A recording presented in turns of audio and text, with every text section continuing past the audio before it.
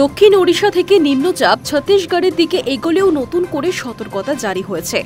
শুক্রবার থেকে শুরু হওয়া বৃষ্টিপাত শনিবারও দক্ষিণবঙ্গে অব্যাহত থাকতে পারে। আবহাওয়া দপ্তর জানিয়েছে, মঙ্গলবার পর্যন্ত বিক্ষিপ্ত ভারী বৃষ্টিপাতের সম্ভাবনা রয়েছে। লক্ষ্মী পুজোর আনন্দের মুহূর্তকে বানচাল করে দিতে পারে ভারী বৃষ্টি। হাওয়া অফিস জানিয়েছে, উত্তরবঙ্গে নিম্নচাপের কারণে প্রচুর জলীয় বাষ্প ঢুকেছে।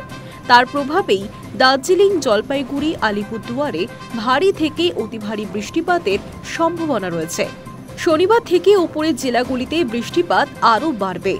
আবহাওয়াবিদদের পূর্বাভাস, সোমবার পর্যন্ত উত্তরবঙ্গের বেশ কয়েকটি জেলায় প্রবল বৃষ্টিপাত চলবে।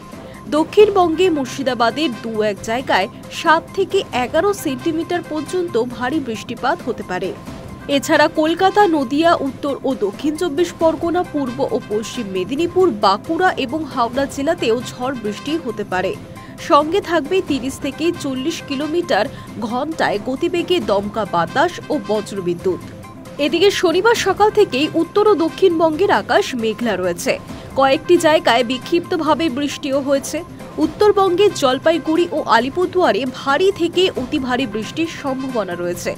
দার্জিলিং, কালিম্পং, কোচবিহার, উত্তর দিনাজপুরেও ভারী বৃষ্টি হতে পারে। মালদা ও দক্ষিণ দিনাজপুরেও প্রবল বৃষ্টির আশঙ্কা করা হচ্ছে। আবহাওয়া দপ্তরের পরামর্শ, এই দিনগুলিতে বাইরে বেরোতে হলে সতর্ক থাকুন, প্রয়োজন হলে চলাচল সীমিত রাখুন এবং ঝড় বৃষ্টির সময় যানবাহন চালানোর ক্ষেত্রে অতিরিক্ত সতর্কতা অবলম্বন করতে হবে। তবে মঙ্গলবারের পর থেকে পরিস্থিতির উন্নতি ঘটবে বলে আশাবাদী হাওয়া অফিস। High news network.